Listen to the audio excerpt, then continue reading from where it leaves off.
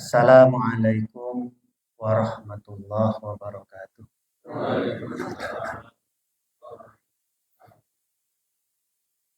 Alhamdulillah wa syukrulillah.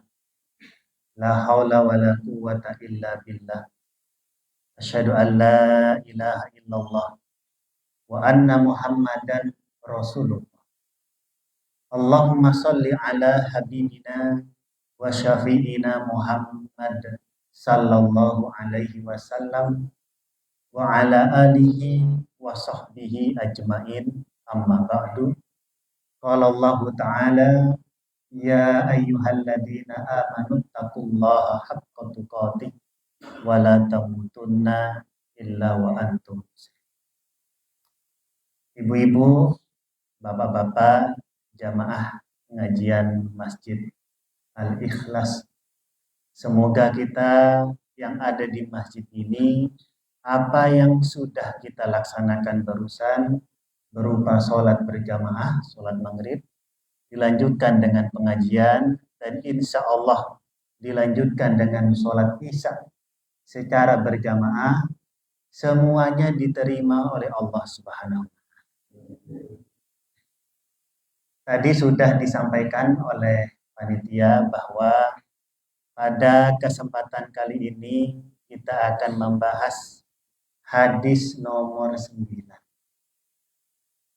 yang berbunyi, ada yang sudah hafal?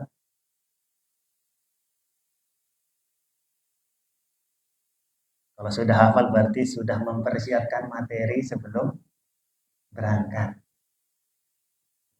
Yang hafal dapat olesan minyak wangi, olesan aja, jangan diambil semua. Ini minyak wangi saya. Nggak ada yang hafal? Nabi Muhammad Sallallahu Alaihi Wasallam bersabda, An Abi Hurairah Abdurrahman bin Sakhr radhiyallahu anhu qol sami'tu Rasulullah sallallahu alaihi wasallam yaqul ma nahaitukum anhu fajtanibu wa ma amartukum bihi fa'tu minhu mastata'tum fa innama ahlakal ladina min qablikum kathratu masailihim wa ikhtilafuhum ala anbiya'i. Rawahul Bukhari wa Muslim. Ini hadis nomor 9. Karena saya yang hafal, maka saya dapat hadiah diri saya sendiri. Di antara sunnah mengajar itu menggunakan minyak. Sebelum saya membahas hadis ini, ada pertanyaan mendasar yang ingin saya tanyakan ke jenengan-jenengan ini. Karena ini termasuk kelompok pengajian rutin, bukan tabligh akbar. Kira-kira jenengan semuanya jamaah berangkat ke masjid ini, sholat, mengikuti pengajian, senang atau tidak senang? Senangnya kenapa? Karena diundang panitia atau karena diundang sama Allah? Karena ada di masjid jauh di sana, kalau sholat wajib, subuh, maghrib, isya, yang tidak ada pengajiannya, itu softnya sedikit. Giliran ada pengajiannya, itu bisa sampai 4 soft, 5 soft. Lalu saya bertanya-tanya kepada mereka, jenengan kok bisa ngumpul banyak di sini? Itu karena undangan Allah atau karena undangan panitia? Wong sama-sama Allahu Akbar, Allahu Akbar. Saya berbaik sangka kepada jenengan bahwa sebelum berangkat ke masjid sudah sholat di masjid terdekat. Kalau sholatnya sampai di rumah, berarti undangan panitia jauh lebih menggetarkan hati daripada undangan Allah. Terima kasih, Mas. Saya berharap bahwa kita yang ada di masjid ini itu betul-betul senang mengikuti acara ini dari sholat ke sholat, kemudian dilengkapi dengan pengajian. Mengapa harus senang? Ini ada dalilnya. Mengapa harus senang? Karena apa yang sudah kita lakukan ini dan yang sedang kita lakukan ini itu dirindukan oleh mereka yang sudah mati. Mungkin ada di antara keluarga kita, teman jawat kita, tetangga kita yang bulan ini meninggal dunia atau yang tahun ini meninggal dunia. Allah Subhanahu wa taala berfirman menyampaikan curhatan keinginan orang yang sudah meninggal dunia di dalam Al-Qur'an. Allah berfirman, "Hatta idza jaa ahadakumul mautu qala rabbirji'un." Ketika ada di antara kalian yang meninggal dunia lalu masuk ke dalam kubur, dia curhat. Jadi yang curhat bukan hanya ibu-ibu. Orang yang meninggal dunia itu curhat. Curhatannya apa? Diabadikan di dalam Al-Quran. Qala rabbirji'un. Please ya Allah, hidupkan saya lagi. Apa yang dimau oleh orang yang sudah meninggal dunia? Hidup. Allah sendiri yang menyampaikan curhatan mereka. Pertanyaannya, kita maghrib ini hidup gak? Hidup. Maka sungguh rugi kalau detik ini tidak bersyukur. Masih hidup. Yang dirindukan oleh mereka yang sudah mati. Apa yang akan mereka lakukan kalau sekiranya dihidupkan lagi? Allah sampaikan lagi curhatan mereka di ayat selanjutnya. La'alli a'malu soliham fima taraktu al-ayat. Kalau saya dihidupkan lagi ya Allah, saya akan mengerjakan amal baik yang dulu pernah saya tinggalkan. Pertanyaannya, sholat sama pengajian amal baik kan? Amal baik. Maka saya bertanya di awal, jenengan itu senang nggak? Jawabannya senang, alhamdulillah. Tapi harus diperkuat. Mengapa saya senang? Minimal dua alasannya. Pertama, saya masih hidup. Yang nomor dua, hidup saya gunakan untuk melakukan amal baik. Yang mana dua-duanya ini merupakan curhatan oleh orang yang sudah meninggal dunia. Maka nanti sholat isya, kemudian insya Allah sholat subuh, itu berangkat ke masjid dengan dua landasan tadi. Alhamdulillah masih hidup, alhamdulillahilladzi ahyana ba'da ma amatana wa ilaihin nusur. Jangan kelamaan lihat HP. Langsung berangkat ke masjid, alhamdulillah bisa sholat subuh secara berjamaah. Maka sekarang mengerti kenapa saya senang. Ada landasan ayatnya. Curhatan orang yang sudah meninggal dunia. Kemudian saya lanjutkan lagi bahwa ketika kita menggunakan hidup dengan beramal baik, itu sebenarnya kita sudah melaksanakan arahan ujaran Nabi Muhammad dalam sabdanya. Beliau ditanya oleh orang Arab Badui, apakah amalan yang paling baik itu? Maka Nabi Muhammad menyampaikan, mantola umruhu wa hasuna amaluhu. Siapa yang umurnya panjang dan dia produktif dalam kebaikan. Nah, kita maghrib ini produktif dalam kebaikan. Sebenarnya di luar sana banyak yang dikasih nikmat umur, nikmat sehat, nikmat sempat, tetapi belum dikasih nikmat hidayah. Sementara kita dikasih nikmat hidayah sehingga datang ke masjid ini dan mengamalkan sabda Nabi Muhammad tadi itu. mantola umruhu wa hasuna amalu. Siapa yang umurnya panjang dan sehari-harinya menghabiskan dalam kebaikan. Maka kembali lagi ke pertanyaan awal, apakah jenengan senang datang ke masjid sini? Itu senang. Nggak ada alasan nggak senang. Kemudian yang terakhir, karena kita berkumpul-kumpul, ada alhamdulillah snack sama makanan, niatkan juga untuk silaturahim satu dengan yang lain. Bukan lirik-lirikan sarung, mana yang paling mahal yang sarungnya. Bukan lirik-lirikan peci, mana yang tahan air dan macam-macam. Bukan itu, silaturahim. Kalau niatnya silaturahim, maka insya Allah akan mendapatkan janji yang disampaikan oleh Nabi Muhammad Sallallahu Alaihi Wasallam. Tidak apa-apa, biasa anak-anak. Kalau yang lain jangan merasa terganggu. Oke. Ini biasa saja. Saya juga punya anak kecil, jadi justru mereka jauh lebih baik di sini mendengarkan pengajian daripada di rumah main HP sama nonton TV. Jadi alhamdulillah ada generasi anak muda, generasi tua saja banyak yang ke masjid nih. Alhamdulillah ada generasi. Pak Ustadz mulai tadi nyinggung terus. Alhamdulillah kalau tersinggung. Karena ciri-ciri hati yang masih hidup saat bersalah kemudian mendapatkan nasihat, dia tersinggung. Tapi kalau hati sudah mati, mau dinasihati, mau bolak-balik sampai 7 kali, itu nggak tersinggung-tersinggung. Kayaknya bukan saya itu. Karena hatinya sudah mati. Maka kabar gembira buat kita semua yang datang ke masjid sini juga diniatkan untuk silaturahim.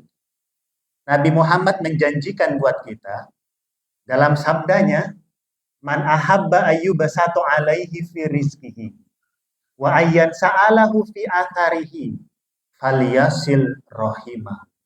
Siapa yang ingin dilapangkan rizkinya dan umurnya produktif dalam kebaikan, maka sambunglah tali silaturahim.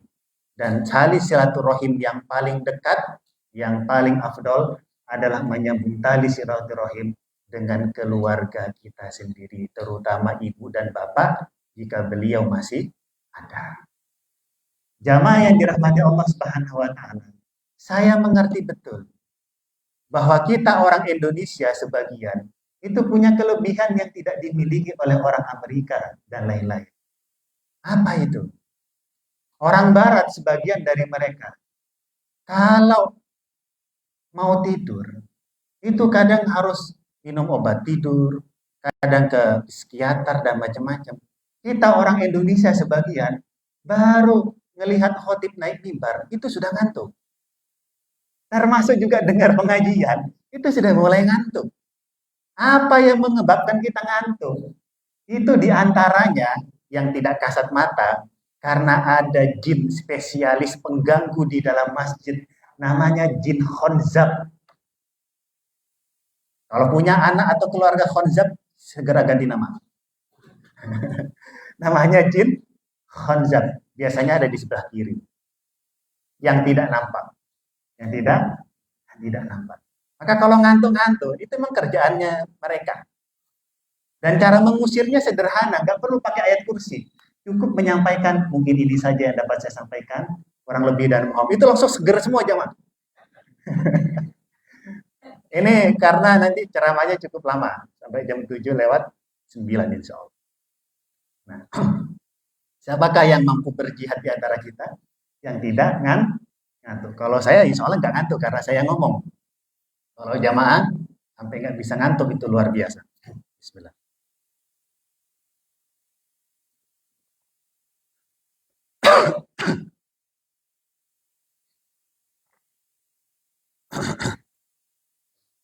Jamaah yang dirahmati Allah Subhanahu wa taala. Siap ngajinya nggih? Hadis nomor 9 yang saya bacakan di awal itu artinya adalah dari Abu Hurairah Abdurrahman bin Sakhr. Beliau pernah mendengar Nabi Muhammad bersabda. Nanti kalau sudah mulai ngantuk digoyang-goyang sampingnya. dibantu, jangan malah dibiarin itu aja ngantuk. Nah, itu sama dengan yang kerjaannya jin khozat. Jadi dibantu, bukan gitu aja ngantuk. Mana haitukum anhu fajtanibuhu. Apa saja yang saya larang untuk kalian, maka tinggalkanlah. Jadi rumus pertama, apa-apa yang dilarang di dalam agama, itu tinggalkan. Boleh di-korting Ustaz? Nggak ada. Kecuali memang ada rukhsah secara syar'i. Harus ditinggalkan. Wa ma amartukum bihi fa'tu minhu mastata'tum. Poin kedua, dan apa-apa yang saya perintahkan kepadamu, maka laksanakan semampunya. Lebih longgar. Fa inna ma ahlakal ladina min qablikum kathratu masailihim wa ikhtilafuhum ala anbiya'ihim. Karena banyak generasi-generasi sebelumnya itu binasa gara-gara mereka banyak nanya. Dan akhirnya mereka berbeda, berselisih dengan nabi-nabi mereka. Hadis ini disampaikan oleh Nabi Muhammad SAW, ada sebabnya. Yang kemudian dalam ilmu hadis kita kenal dengan istilah sababul burud. Apa sebab turunnya hadis ini? Berkenaan dengan kejadian di mana saat Nabi Muhammad khutbah tentang kewajiban syariat haji. Bahwa syariat haji sudah turun. Lalu ada yang bertanya, memang orang dulu suka bertanya-tanya. Tapi serius nanyanya, bertanya-tanya tapi. Apa pertanyaannya? Apakah syariat ini wajib setiap tahun ya Rasul? Apakah setiap tahun? Nabi Muhammad diam aja. Kemudian masih ditanya yang kedua kali, apakah setiap tahun? Nabi Muhammad diam. Kemudian ditanya lagi, apakah setiap tahun? Karena sudah ditanya 3 kali, maka Nabi Muhammad menyampaikan, jika saya mewajibkan, maka akan memberatkan buat kalian. Lakukan semampu kalian. Artinya apa? Sekali yang wajib. Jika punya kemampuan finansial, waktu, tenaga, dan lain semacamnya, silakan laksanakan yang kedua, yang ketiga, yang keempat. Jadi hadis ini pada dasarnya berkenaan dengan masalah haji. Tetapi kemudian tidak dikhususkan hadis ini kemudian berbicara hanya masalah haji, namun juga berbicara tentang masalah-masalah yang lain. Maka ada 2 poin penting yang ingin kita bahas pada kesempatan kali ini. Yang pertama tentang, saya mulai dari yang wajib dulu. Apa rahasianya? Mengapa pada hal-hal yang wajib laksanakan semampu kalian? Tentu ada standarnya, bukan kemudian meremehkan, kemudian bolong-bolong. Lalu poin yang kedua, dalam hal-hal yang dilarang harus ditinggalkan. Apa rahasianya? Kok dibedakan? Jamaah yang dirahmati Allah Subhanahu wa taala. Poin yang pertama. Untuk hal-hal yang diperintahkan, terutama dalam hal ibadah, laksanakan semampunya. Tadi misalkan haji yang wajib sekali. Kalau setiap tahun malah memberatkan, apalagi sekarang, gimana ceritanya mau setiap tahun? Bisa saja, tetapi uangnya harus banyak.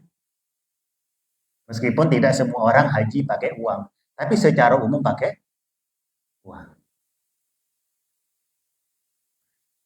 Makanya di hadis-hadis yang lain Nabi Muhammad juga menyampaikan, ikuti haji dengan umroh, haji dengan umroh, haji dengan umroh.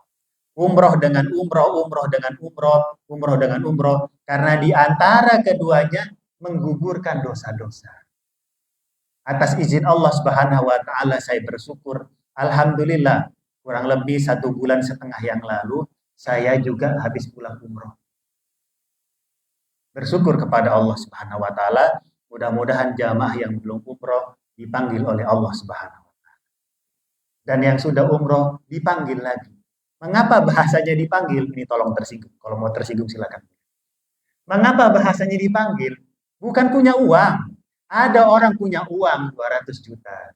Biaya umroh 30 juta. Nggak berangkat-berangkat. Karena nggak dipanggil. Ada orang punya uang 50 juta. Biaya umroh 30 juta. Berangkat.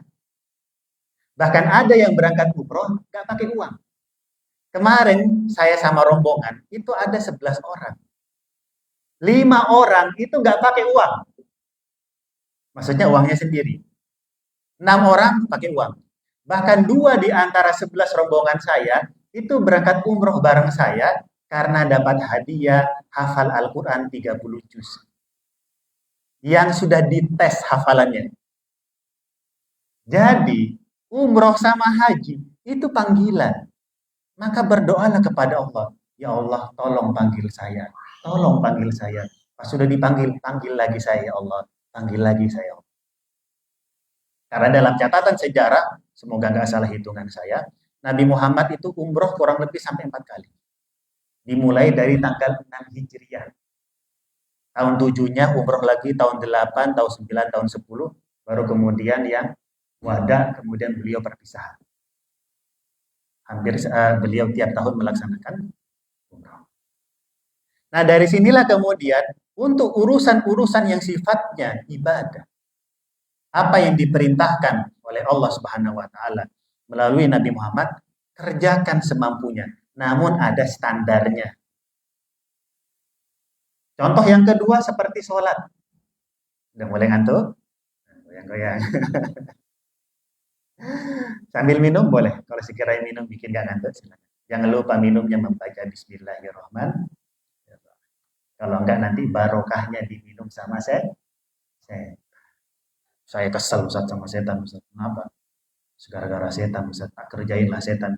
Saya minum keluk kemudian tegukan yang kelima baru membaca doa Bismillahirrahmanirrahim awwaluhu wa akhiruhu. Setannya kemudian muntah-muntah. Kan kata Nabi Muhammad begitu. Kalau lupa baca doa Bismillahirrahmanirrahim awwaluhu wa akhiruhu, itu biasanya di Riyadus Sholihin begitu riwayatnya. Tapi kalau di Hisnul Muslim Bismillahirrahmanirrahim fi awwalihi wa akhirih. Tapi saya bilang ke santri saya, kalau begitu kalian berusaha. Gara-gara setan Ustaz saya diikop sama Ustaz ini. Gara-gara sholat subuhnya telat. Oh nanti ini makan enak, tak kerjain. Nah ini nggak boleh. Ini yang lupa karena tidak sengaja. Bukan dendam sama setan. Ini nggak ngajarin, tolong jangan diamalkan. Dalam urusan sholat. Dalam urusan sholat, kita tahu bahwa yang wajib 5. 5 saja dilaksanakan, itu sudah istimewa untuk laki-laki di masjid. Tapi jangan di rumah. 5 saja dilaksanakan di masjid, itu sudah istimewa. Kalau sekiranya tidak mampu melaksanakan yang sunnah. Waktu Mi'raj, awalnya 50. Bayangkan kalau 50 kali hukumnya wajib. Gimana ceritanya bisa jalan-jalan? Ngerjain tugas dan lain semacamnya. Sedangkan waktu 24 jam. Belum tidurnya. Karena itulah kemudian ketika Allah Subhanahu wa taala menetapkan 5 itu sebagai bentuk kasih sayang terhadap kita. Tetapi Allah tahu bahwasanya jika lebih daripada itu jauh lebih baik. Makanya kemudian dimunculkan yang sunnah-sunnah. Yang totalnya kalau ditotal sehari semalam lebih juga dari 50. Apalagi ada sholat tahiyatul masjid yang bisa bolak-balik. Sholat tahajud dan lain semacamnya. Namun ini sifatnya pilihan. Apa rahasianya di sini jamaah yang dirahmati Allah? Pada poin yang pertama, bahwa Allah menunjukkan kasih sayang. Karena yang wajib saja, belum yang sunnah, yang wajib saja, kalau kita istiqomah, laki-laki sholat di masjid, itu manfaatnya luar biasa. Dalam surat Al-Ankabut, kalau nggak salah, Allah berfirman, dan ini potongan ayat di tengah-tengah, yang kita insya Allah semua hafal, sering khotib menyampaikan, Inna sholata tanha anil fahsya'i wal munkar. Sesungguhnya sholat itu mencegah diri kita dari perbuatan keji dan mungkar. Ustadz, ada tetangga saya itu Ustadz. Sholatnya rajin. Tapi kenapa kok sehari-hari itu gibah terus? Perbuatannya itu Ustadz. Kok begitu Ustadz ya? Katanya kalau sholat kemudian mencegah dari perbuatan keji dan mungkar. Kalau ada orang rajin sholat, kemudian kok masih perilakunya tidak berubah, maka jangan menilai seseorang hanya dari rajinnya saja. Sebab orang datang ke masjid bukan hanya bawa badan, tapi bawa hati. Dan ini ada dalilnya. Harus bawa hati, bawa perasaan. Apa itu? Di antara 7 golongan yang akan mendapatkan naungan nanti di akhirat, siapakah itu?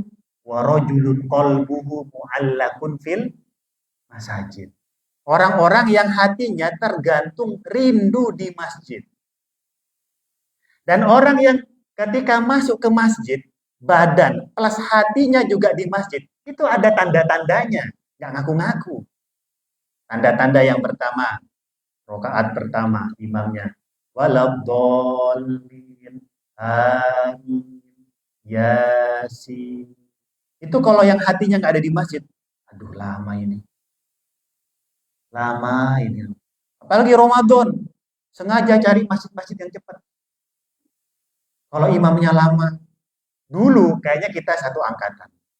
Waktu kita SD, kalau ada imam yang sholatnya tarawih lebih dari setengah 8, itu golongan para gibaber, terutama ibu-ibu.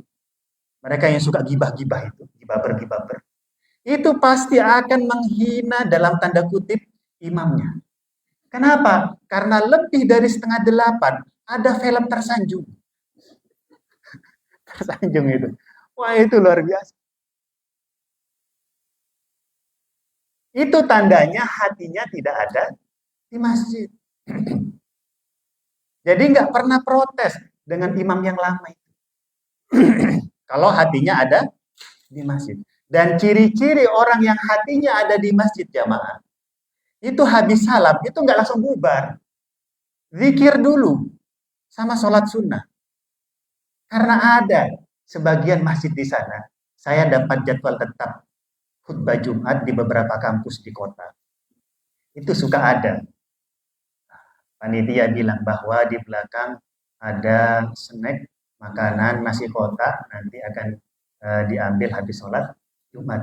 Itu salam-salam, bubar. Hatinya itu ada di snack, terutama mahasiswa-mahasiswa yang akhir bulan. Saya itu pernah mengusulkan sama panitia, boleh bersedekah makanan itu baik. Tapi tolong diatur. Jangan sampai gara-gara makanan. Itu jamaah kita sudah nggak zikir, nggak sholat sunnah. Diumumkan, bagi yang nyumbang, pastikan jumlahnya lebih banyak dari jamaah. Kalau enggak, gabungan aja. Yang kedua, itu waktu pengumuman khutbah Jumat, bukan hanya nama khotib, kas masuk, jangan itu. Plus juga, biar nggak jadi kebiasaan. Bahwa nasi kotak akan dibagikan 10 menit setelah salam. Sebelum itu nggak dibagikan. Sehingga jamaah, tolong, zikir sama sholat sunnah. Jumlah yang di belakang lebih banyak dari yang datang ke masjid. Jangan khawatir. Kalau pulang duluan, berarti nggak dapat nasi. Ini baru panitia. Saya udah ngomong berkali-kali, nampaknya nggak berubah-berubah. Itu sebagian masjid yang saya lihat itu. Ya namanya gimana ya, berusaha ya. Innaka la tahdi man ahbabta, walakin Allah yahdi may yasha. Yang penting berusaha berusaha. Maka ini jamaah yang dirahmati Allah Subhanahu wa taala, kalau pengen kita berubah lebih baik perilaku kita, maka pastikan sholat itu dijaga. Laki-laki di masjid harus senang. Tadi udah mengerti kenapa senang. Masih hidup, bisa beramal baik. Ini yang ditunggu-tunggu sama orang yang sudah mati. Kemudian, supaya hati juga ada di masjid, itu pastikan tidak meniru sholatnya orang-orang munafik. Ria, yuro'una. Kemudian kusala, malas. Belum lagi di surat kalau nggak salah Al-Ma'un, fawailul lil musallin. Celaka orang yang sholat. Siapa itu? Alladzina hum an sholatihim sahun. Sahun itu artinya lalai. Langsung kita menerjemahkan dalam pikiran kita masing-masing. Menurut versi masing-masing, lalai. Jangan, ada tafsirannya. Lalai ini tafsirannya dalam satu hadis. Disampaikan dan ditanyakan oleh seorang sahabat yang gagah pemberani, namanya Sa'ad bin Abi Waqqas. Kalau nggak salah juga salah satu dari 10 sahabat yang dijamin masuk surga tanpa hisab. Sa'ad bin Abi Waqqas itu bertanya langsung kepada Nabi Muhammad, "Ya Rasulullah, siapa itu yang sahun? Yang lalai itu siapa?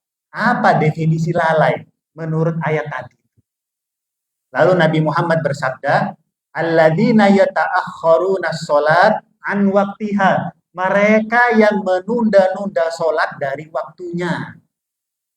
Main HP. Lama betul. Kecuali ada uzur syar'i, beda.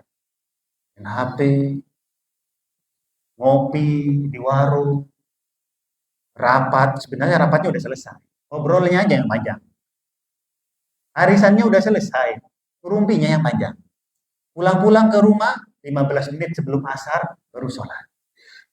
Ini alladzina yata'akhkharuna sholat an waktiha. Orang-orang yang menunda sholat dari waktunya. Saya lihat belum ada yang ngantuk. Kita lanjutkan ya.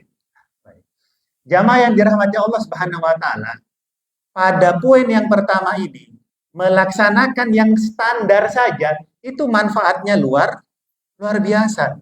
Maka kalau ada di antara kita punya anak-anak kecil, bagaimana cara menjaganya? Simple, ajak sholat. Terutama yang laki-laki. Sebentar, nanggung. Karena kalau anak laki-laki itu ibu-ibu,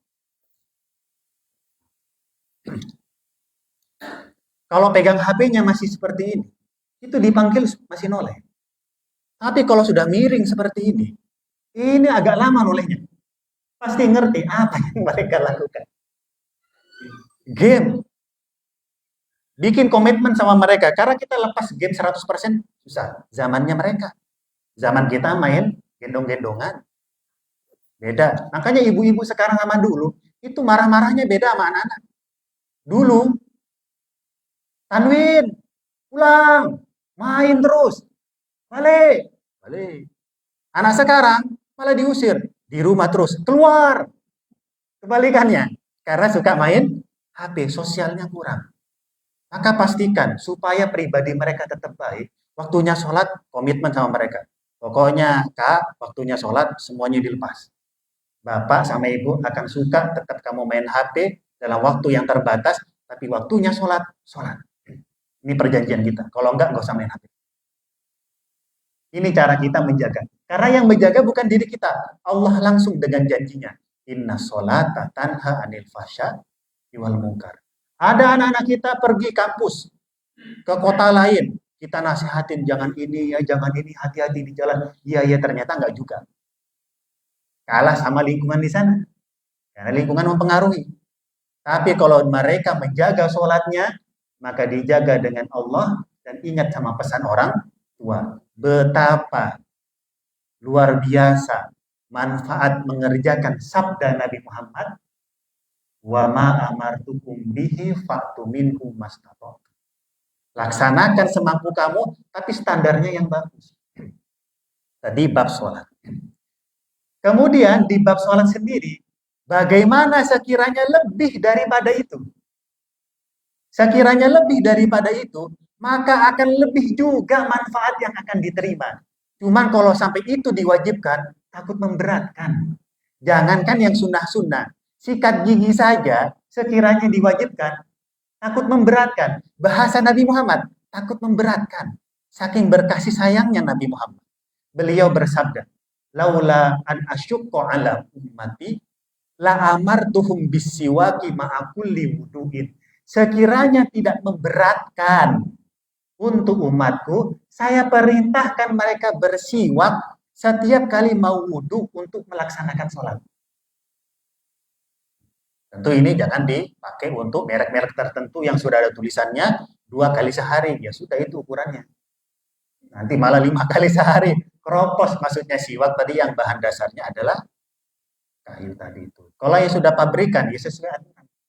2 kali sehari mampu menjaga di kita 12 jam, kan sponsornya begitu ya. Tapi kata Nabi Muhammad, takut memberatkan. Ya sudahlah, semampu kalian. Dalam hal sholat sunnah juga demikian. Seandainya kita mampu melaksanakan sholat sunnah yang sangat luar biasa itu, bukan hanya perbuatan keji dan mungkar, maka ada kabar gembira yang akan kita dapatkan. Makanya untuk memancing kita supaya lebih semangat, tidak hanya yang standar-standar, Allah menyampaikan kabar-kabar gembira itu sendiri. Pertama, ada seorang sahabat yang bernama Mughirah bin Ka'ab. Beliau itu dalam sabda Nabi Muhammad SAW bercerita, qala li an-nabiyyu sallallahu alaihi wasallam sal fakultu as'aluka murafaqataka fil jannah qala au ghairu dzalik qultu huwa dzaka qala fa'inni ala nafsika bikathratis sujud. Sahabat ini ditanya sama Nabi Muhammad, Mughirah, kamu mau minta apa? Kalau kita ditanya seperti itu, mintanya kan pasti macam-macam. Ini sahabat ditanya, mau minta apa? Cerdas jawabannya. As'aluka murafaqataka fil jannah. Saya ingin mendampingimu di surga. Maksudnya apa? Pengen surga paling tinggi, tapi juga dekat sama Nabi. Au ghairu dzalik, ada yang lain enggak? Huwa dzaka, itu aja. Apakah Nabi Muhammad langsung bilang, iya. Tidak. Ada hal-hal yang harus dia laksanakan. Fa'inni ala nafsika bikathratis sujud. Tolong bantu saya akan doakan kamu dengan catatan kamu memperbanyak sujud. Apa yang dimaksud dengan memperbanyak sujud di sini? Selain sholat wajibnya, sholat sunnahnya maksimal. Makanya jangan sampai sholat sunnah nggak dilaksanakan hanya gara-gara nasi kotak. Maka kalau di masjid sini, saya belum Jumatan di sini, kalau sampai ada nasi kotak, tolong panitia saya titip, itu diumumkan. Jangan sampai jamaah kemudian tidak sholat sunnah gara-gara masalah perut. Dan yang sedekah pastikan jumlahnya lebih banyak daripada jamaah yang di sini nasinya. Pada poin yang pertama ini, kalau kita sampai bisa melaksanakan dan tidak dipaksa, siapa yang mau saja, takut memberatkan, ganjarannya adalah surga paling tinggi. Dan kalau orang sudah masuk surga paling tinggi, apakah mungkin perilaku sehari-hari di dunia keji dan mungkar? Tidak mungkin. Pasti dijaga oleh Allah Subhanahu wa Ta'ala. Yang kedua, kalau kita mampu sampai pada level yang tidak standar, mampu istiqomah, melaksanakan qobliyah ba'diyah saja. Apa janji Nabi Muhammad sallallahu alaihi wasallam? Beliau bersabda, "Man shalla ithnata asyarata raq'atan fi yaumin wa lailatin. Buniya lahu bihinna baitun fil jannah." Siapa yang mampu melaksanakan sehari semalam sholat sunnah qobliyah ba'diyah 12 rakaat, maka akan dibangunkan untuknya istana di surga. Lalu dilengkapi dengan hadis selanjutnya, wa man hafadho arba'a qabla duhri wa man hafadho ala arba'i qabla durhi wa arba'i ba'daha. Ini lebih luar biasa lagi. Haramahullahu ta'ala 'alan nari. Dan barang siapa yang mampu menjaga 4 rakaat sebelum duhur, 4 rakaat setelah duhur, qobliyah ba'diyahnya 2 rakaat baru wajib, 2 rakaat maka janjinya bukan hanya istana di surga, tetapi akan diharamkan untuknya neraka. Karena ada orang masuk surga, tapi dicuci dulu di neraka. Na'udzubillah min dzalik. Kabar gembira buat kita. Tapi bahasa di dalam hadis ini, hafadhu. Hafadhu artinya Pak, memelihara, mampu menjaga. Kabar gembira, kabar gembira.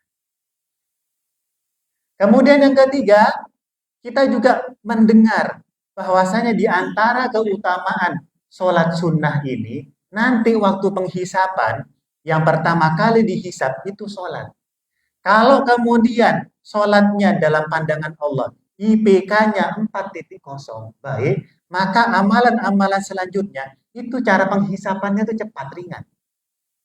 Tapi kalau sholatnya sampai naudzubillah min dzalik 1.0 bolong-bolong dan macam-macam, wah itu ruwet. Ruwet. Makanya kemudian Allah Subhanahu wa taala ketika melihat hambanya waktu dihisap, sholatnya itu kok masih kurang bagus, Allah berfirman kepada malaikat, "Hei malaikat, coba dicari dulu. Siapa tahu ada sholat sunnahnya. Siapa tahu ada sholat sunnahnya, biar sempurna nilai sholat wajibnya."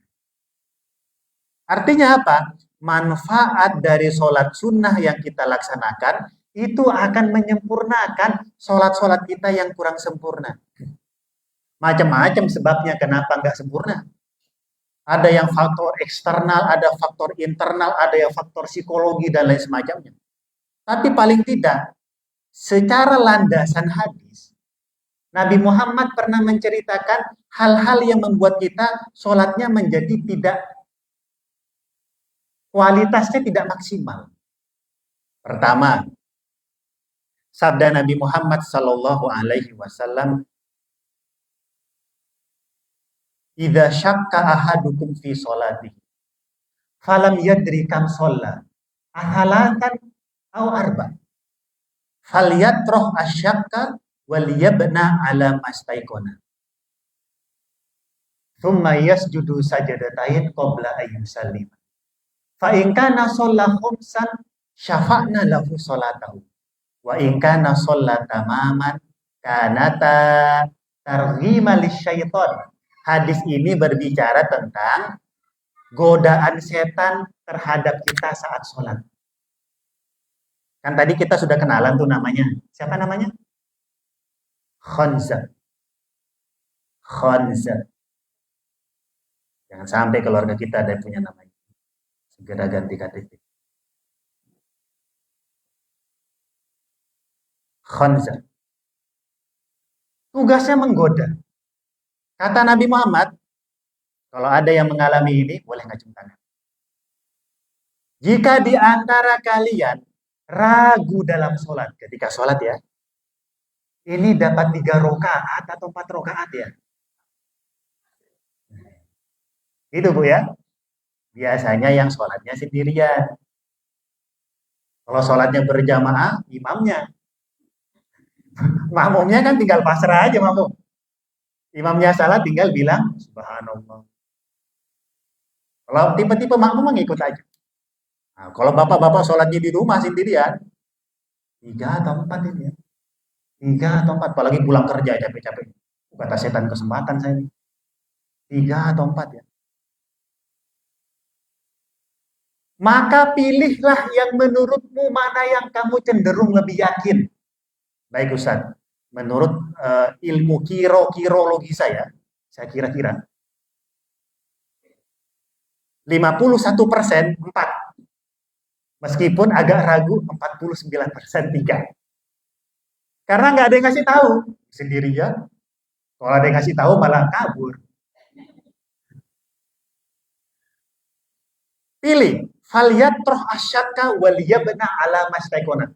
Segera putuskan. Mana yang membuatmu yakin? Mengapa perintahnya ini? Supaya kita nggak berlama-lama memikirkan. 3-4. Sebab tujuan setan memang itu, membuat kita nggak khusyuk. Dari rakaat pertama 3-4. Sampai rakaat terakhir assalamualaikum 3-4. Kan memang ini tujuan setan, membuat kita tidak khusyuk. Maka kata Nabi Muhammad, segera putuskan, 3 atau 4. Kemudian sebelum salam, tsumma yasjudu sajadatain qabla ayyusallima. Sujud sahwi sebelum salam. Setelah selesai, ada kabar gembiranya. Fa in kana shalla khamsan, jika sholatnya 5 dalam hitungan Allah, syafa'na lahu sholatahu, maka lebihnya 1 itu sudah disafaati. Wa in kana shalla tamaman, tapi jika sholatnya ternyata tebak-tebakan kita dalam hitungan Allah tepat 4, kanata 2 sujud tadi targhiman lisyaiton, ejekan untuk setan, gagal menggoda saya.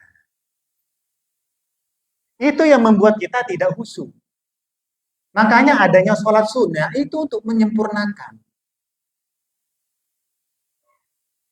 Yang kedua, ini padahal saya belum menyampaikan apa-apa yang dilarang. Waktunya sudah mau habis. Baik, sampai tuntas gini, ada 3 menit, 2 menit. Yang kedua, kalau ada yang mengalami ini, ada solusinya Ibu. Bapak-bapak. Nabi Muhammad bersabda, "Idza wajada ahadukum fi batnihi fa ashkala, akhraja minhu syai'am la, fala yakhrujanna." Apa solusinya? Fala yakhrujanna minal masjid. Jangan sesekali kalian keluar dari masjid, maksudnya membatalkan sholat. Hatta yasma'a sautan aw yajidarihan, sampai mendengar jelas suara kentut atau baunya, atau. Memang dibedakan dalam bahasa Arab, kentut itu kosakatanya juga 2. Kalau kentutnya berbunyi sautan, kedengaran, itu bahasa Arabnya durot. Durot. Pas. Tapi awyajidarihan, kecium baunya. Hanya itu bahasa Arabnya fusa. Maka kata Nabi Muhammad, jika kita mengalami krocok, itu pastikan 1 dari 2 tadi itu. Kedengaran enggak? Enggak. Baunya? Enggak. Tapi samping-samping sudah itu Ustaz. Berarti hidupmu mampet itu. Maka ini juga yang membuat kita menjadi sholatnya kurang sempurna. Adanya sholat sunnah tadi. Memang kerjaannya jin honzab itu luar biasa. Belum keingat hutang mau dilunasi, kompor. Sebagai penutup, apa yang menyebabkan kita kok bisa seperti ini? Diganggu setan, Ustaz. Baik. Bagaimana cara setan mengganggu kita? Kok bisa seperti ini? Ada hadisnya. Nabi Muhammad rinci betul. Nabi Muhammad Shallallahu Alaihi Wasallam bersabda sebagai penutup. Ya'ti ahadukumus syaitonu fi sholati, fayanfuhu fi maq'adatihi, fayukhayyalu ilaihi annahu ahdasa wa lam yuhdis, fa idza wajada dzalik fala yansarif hatta yasma'a sautan aw yajidarihan. Ini bahasanya agak kurang enak, tapi mohon didengar sabda Nabi Muhammad. Ketika kita sedang sholat, datang setan. Kemudian fayanfufu fi maq'adatihi. Setan itu meniup-niup, ini bahasa lugasnya langsung, enggak usah pakai sensor-sensor, sabda Nabi Muhammad. Kemudian meniup-niup dubur kita. Fayanfufu fi maq'adatihi. Meniup-niup dubur kita. Meskipun enggak kerasa. Fayuhayyalu ilaihi annahu ahdasa wa lam yuhlis. Dampaknya apa? Udah kentut belum ya? Kentut belum ya? Ini kerja jin homzat nih. Jika hal ini kita rasakan, maka jangan bubar, jangan batalkan sampai jelas. Kedengaran enggak kentutnya? Tidak Ustaz. Ada baunya enggak? Enggak ada. Lanjutkan. Banyak sekali gangguan-gangguan. Baik dari setan, dari psikologi kita, dari masalah sebelum sholat. Maka Allah sayang sama kita. Supaya sholat kita tetap kualitasnya terjaga, hadirnya sholat-sholat sunnah. Wallahu a'lam bishawab. 1 poin yang sudah kita sampaikan. Wa ma amartukum bihi fa'tu minhu mastata'tu. Wallahu a'lam bishawab. Mohon maaf apabila ada kata-kata yang salah, dan mudah-mudahan keluar dari masjid ini kita mendapatkan hidayah dari Allah Subhanahu wa taala. Assalamualaikum warahmatullahi wabarakatuh.